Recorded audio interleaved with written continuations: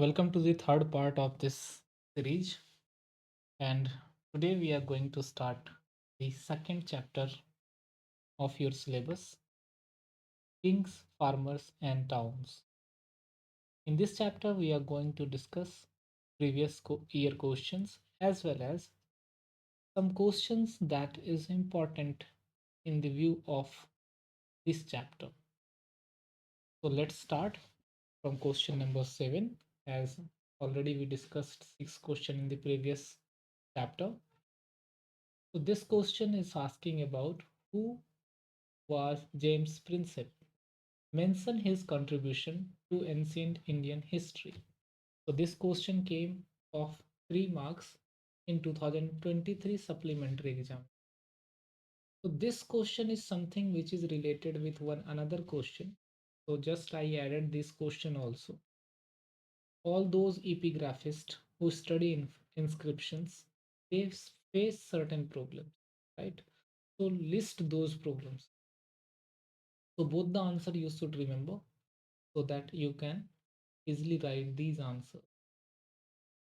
So this is James Princip, and he was the officer of East India Company.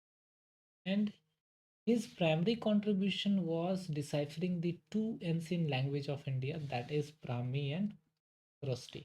He deciphered it in 1838, and this is the two language that was spoken, or you can say that was written at the time of Mauryan Empire thoroughly. So, because of this deciphering, we understood the Asokan inscriptions and were able to identify that King Asoka was also known as Piyadasi, right? So it helps us understanding the Indian history. So he played a very vital role in knowing the Indian history. So this is the language Brahmi and script, that is Kharosthi. Okay. Now moving toward the next that question I have added. What are the problem faced by epigraphist? So the first problem is some of the time these inscriptions are faintly engraved. You can look at here because of time. Maybe the stone got rubbed off and we are not able to identify the letters, the stones. So this is the first problem an epigraphist may face.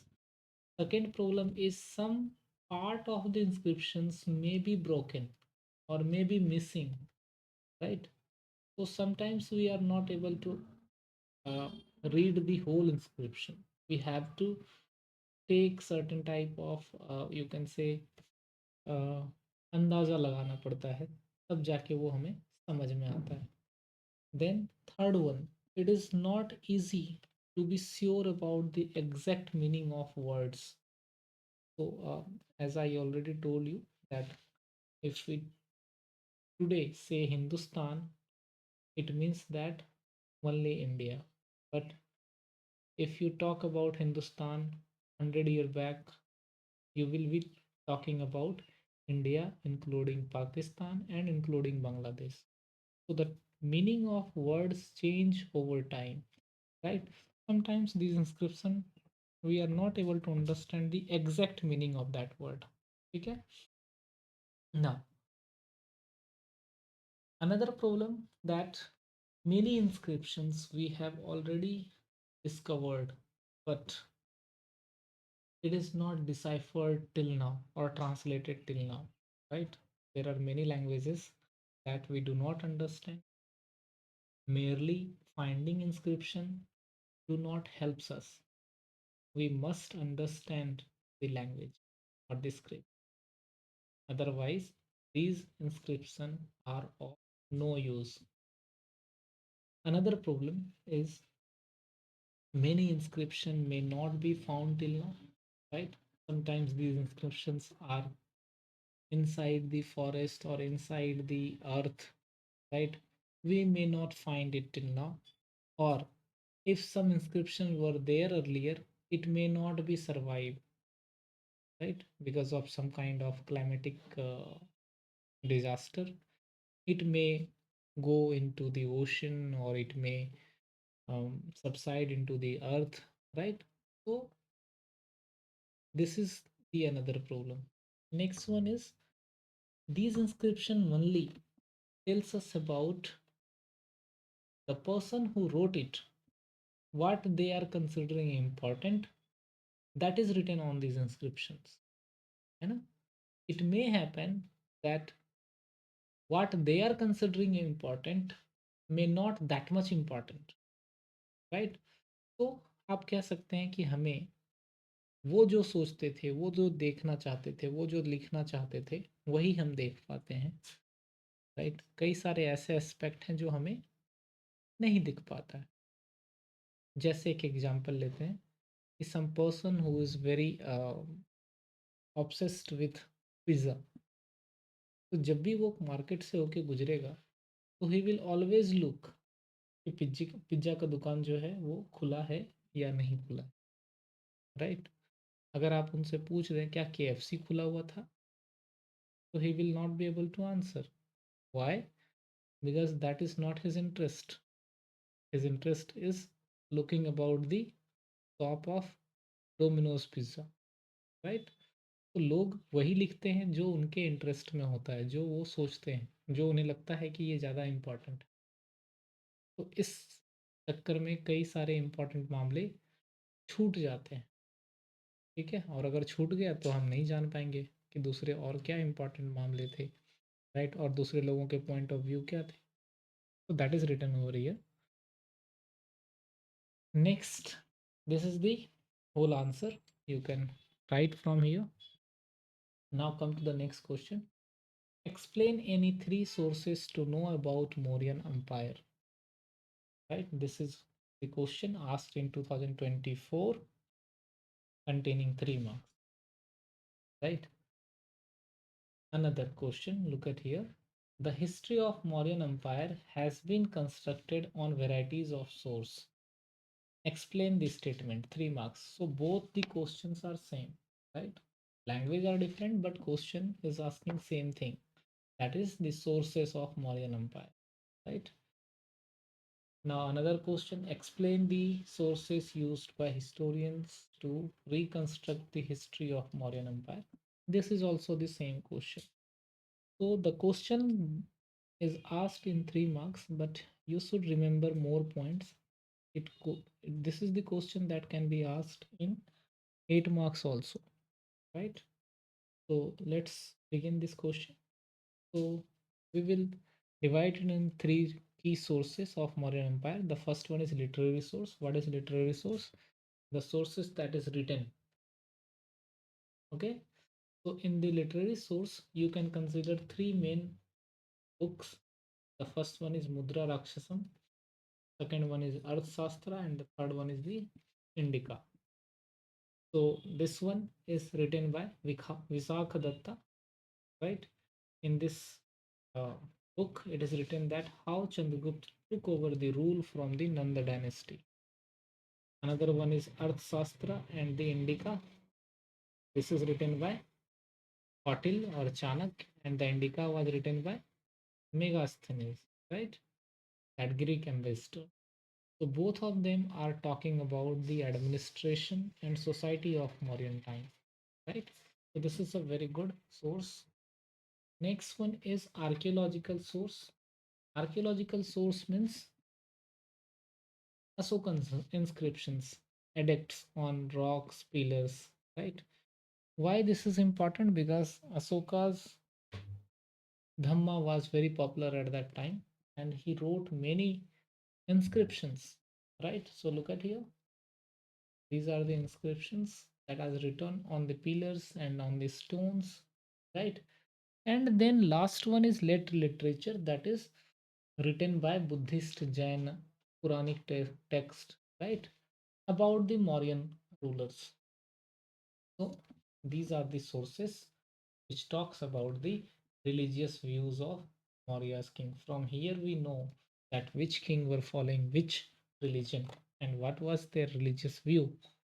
Okay, so This is the answer. Remember it.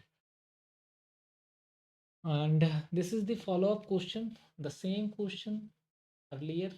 You can say the expansion of this one archaeological source, right? So they can ask Asokan inscriptions are the most significant source to understand the administration of. Explain this statement, right? Now the question is specific and limited to only Asokan inscription, right? So this inscription was written in Prakrit and it was very much crucial to understand his administration. Why? Because these inscription depict about the policy of Dhamma, that is moral order, right? And it is also talking about they were appointing a special officer to read this Dhamma, right? And spread the message of it to the illiterate people, right? We call these officials as Dhamma Mahamatas. They reflect Asoka's ideal of paternal kingship, where he referred his subject as my children. Okay, and apart from it, these inscriptions are located at very different places of India, especially the major political and administrative centers of empire like Tosali, Ujjaini, Suvarnagri, right? So there was six administrative center at that time, right? You should know all these name. Now, another question is talking about describe any three features of Mahanjanpad or describe the salient features of Mahanjanpad. Again, this question is asked in 3 marks 2024 supplementary examination, but you should remember this question as a 8 marks question. You should remember more points so that you can answer it if it comes in the long answer section also. So, in India, around the 6th century BC, there were 16 larger states like Magad, Kosala, Vaji, right? Look at here in this map. This is Magad, right? Then, apart from it, there are many other like Kuru, right? Kosala, okay? So these are the Mahanjanpad at that time. And almost all of them were ruled by monarchies, that is a single king, right? So this is the second point. The third point is, but some of them, like Vazi, were an oligarchy. What is oligarchy? Where a group of people are ruling together. They are taking decisions together for the entire uh, kingdom, right? So this is called Sangh, Vaji Sangh, right? Okay, and these are often called they are Rajas. They are called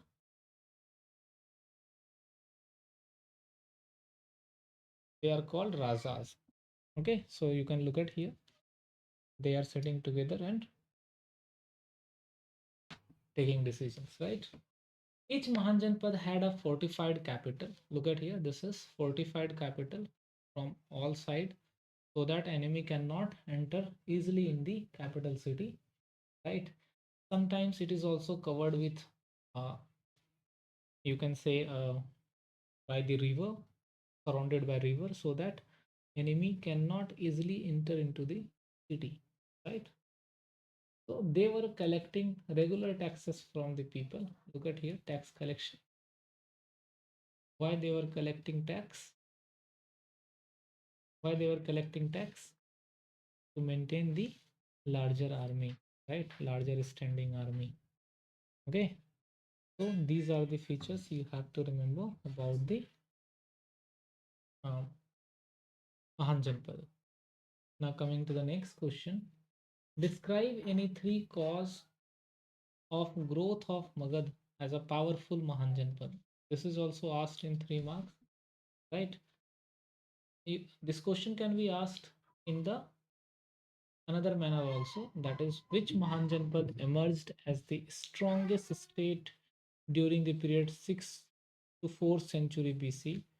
What were its reasons, right? So point number one, um, all of you know that Magad was the powerful state among all the Mahanjanpad that is located in present day Bihar, UP, Bengal, right? Why it was very much powerful? Because of fertile belt. You can look at here, this is the fertile belt of northern plain. Why? Because of many rivers are passing here, and these rivers make this land very much fertile. And because of fertility, this place were having huge productivity in agriculture, which led to high amount of tax to the king, right? Another is rich deposit of iron. So iron ore is found in the Jharkhand region, right? And these iron were used for making weapons, okay, tools. So these were very much helpful for war. Another one is elephant. This region were also forested, and forest region have elephants. So elephant was an important component of army at that time, and this elephant can enhance the power of army greatly during the time of war, right? So this is another region. Then efficient transport system. They were having many rivers around them, like Ganga and its tributaries. So the trade is very much cheaper. Why? Because of cheap transportation. They can frequently communicate, trade, and military movement can be done without any hesitation and spending more money on the transport, right? Then, apart from it, there were many kings who were very much ambitious. Ajat Satru, Bimbisar, then Asoka, then Dhananand. They were very much powerful rulers, right? They expanded the empire very much during his time period. Okay. Apart from it, the Magad were having twin capital. One is Rajgri, या फिर you can say Rajgah, present day Rajgir in Bihar, right? And another one is Patliputra, that is present day Patna. So one capital, Rajgiri, is surrounded by hilly region. So it create a natural boundary among the city, right? And another one is Patliputra, that is naturally fortified with the Ganga river. Okay, so this is the reason why it was very much powerful. So here is the answer. You read it. So for today's lecture, that much is enough. We will discuss some more question in another lecture. Thank you. Have a great day.